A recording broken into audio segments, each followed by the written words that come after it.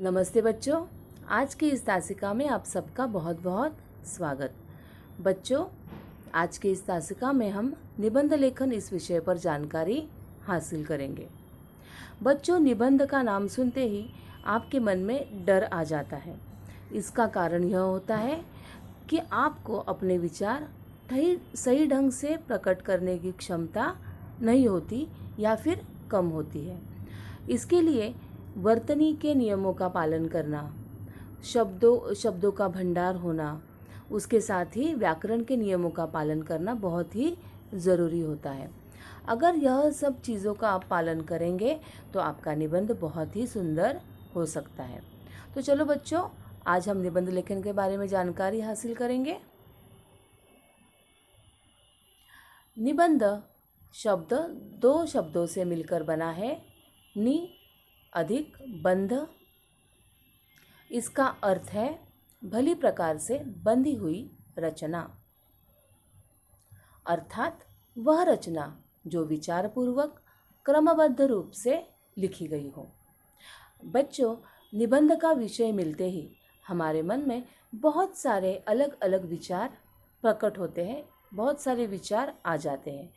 हमें उन विचारों को लिखना है, लेकिन उन्हें क्रमबद्ध रूप से लिखना होता है, जिससे कि हमारा निबंध बहुत ही सुंदर हो जाता है।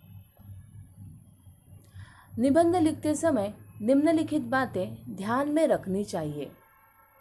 पहले तो हमें निबंध को 3 अंगों में बांट लेना चाहिए। यह तीन अंग है: प्रस्तावना, विषय विस्तार और परिणाम या फिर उपसंहार। प्रस्तावना का अर्थ है इंट्रोडक्शन।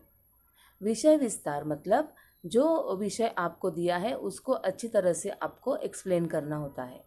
और परिणाम या फिर उपसंहार मतलब उस निबंध का अंत हमें वहाँ पर करना है। इसे प्रारंभ, मध्य व अंत, इन 3 अंगों में भी बांटा जा सकता है।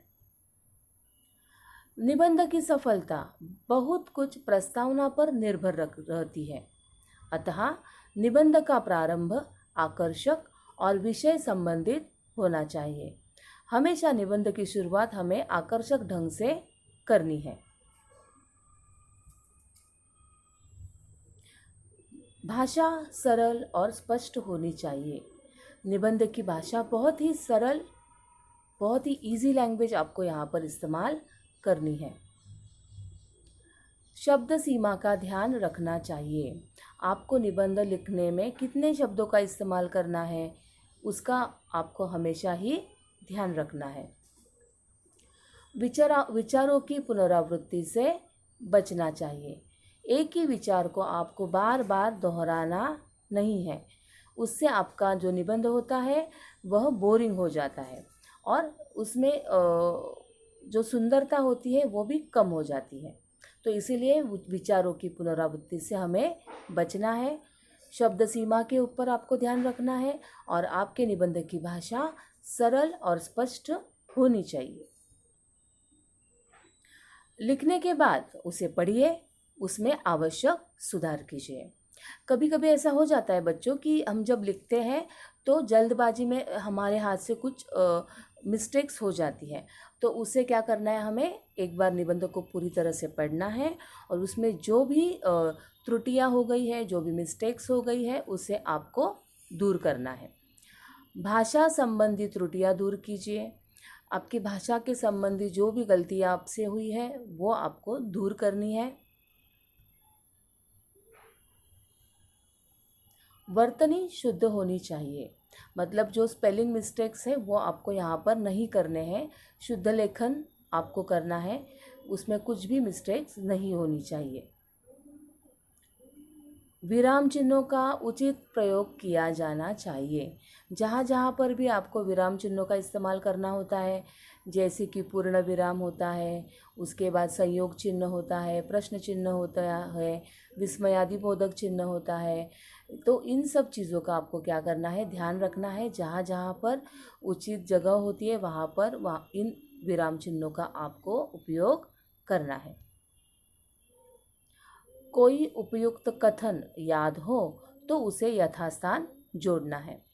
आपको जो निबंध का विषय दिया होता है उस पर आधारित अगर आपको कुछ अलग चीज़ याद आती है, जैसे कि कुछ मुहावरे होते हैं, कुछ कहावतें होती है, कुछ छोटी सी कहानी उस पर आधारित आपको याद आती है, कुछ कविता की पंक्तियाँ आपको अगर याद आती है उस विषय पर आधारित, तो आपको उचित जगह पर उसे जोड़ना है। तो चलो बच्चों, इन सब चीज़ों को हमने देख लिया कि निबंध लिखते समय हमें किन किन चीज़ों की ओर ध्यान देना है। तो इन सब चीज़ों का ध्यान रखते हुए हम एक निबंध आज यहाँ पर लिखेंगे। आप एक निबंध देखोगे कि किस तरह हमने इन सब नियमों का पालन यहाँ पर किया है। हमारे निबंध का नाम है बच्चों मेरा देश। तो इस पर आधारित आज हम निबंध देखेंगे। मेरे देश का नाम हिंदुस्तान है। इसे भारत भी कहते हैं। राजा भरत के नाम से देश का नाम भारत पड़ा। मेरा देश प्राचीन काल से संसार में प्रसिद्ध है। अब यह हो गई आपकी प्रस्तावना। इसके उत्तर में हिमालय पहाड़ मुकुट के समान है। दक्षिण में हिंद महासागर, पूर्व में बंगाल की खाड़ी और पश्चिम में अरब सागर है। मेरे देश में नदियाँ बहती हैं, जिनके जल से देश रूपी बगीचा सिंचित है और खेत हरे भरे हैं। मेरी देश की मुख्य नदियाँ गंगा, यमुना, गोदावरी, नर्मदा, ब्रह्मपुत्रा, कृष्णा आदि हैं। मेरे देश में हर प्रकार के फल, फूल और अनाज पैदा होते हैं, जैसे चावल, गेहूँ, बाजरा, आम, अनार, केला, गुलाब, कमल आदि। मेरे देश की धरती खनिज पदार्थों से भी भरी पड़ी है, जैसे सोना, चांदी, तांबा, लोहा आदि। मेरे देश की संस्कृति बहुत प्राचीन है। इसे साधु संतों की भूमि कहते हैं। यहाँ पर कबीर, गुरु नानक, बुद्ध, शिवाजी, राणा प्रताप, कालिदास, महात्मा गांधी, लोकमान्य तिलक आदि महापुरुष पैदा हुए। यहाँ पर अनेक धर्म और जाति के लोग रहते हैं, जिनका रहन सहन और पहनावा अलग है, परंतु सब मिलकर रहते हैं। आपको भी पता है बच्चों कि हमारे देश में अलग अलग जाति धर्मों के लोग रहते हैं। उनकी अलग अलग भाषाएं होती है, उनका पहनावा अलग अलग होता है, उनकी खान पान की संस्कृति अलग अलग होती है। इसके बावजूद भी हम सब मिलकर रहते हैं और इसीलिए हमारे देश को कहा जाता है कि हमारे देश में विविधता में एकता होती है। हमारे देश की राष्ट्रभाषा हिंदी है। राष्ट्रभाषा के सिवा सारे देश में अनेक बोलियां बोली जाती हैं। मेरे देश की राजधानी दिल्ली है। यहाँ पर कुतुब मीनार, जंतर मंतर तथा लाल किला देखने योग्य है। आगरा का ताजमहल तो सारे संसार में मशहूर है। अब देखो, यहाँ पर हमने बच्चों हमारे देश की सारी विशेषताएं बताई हैं कि किस तरह हमारे देश में हमारा देश किन किन चीज़ों में विशेष है, यह हमने यहाँ पर बताया है।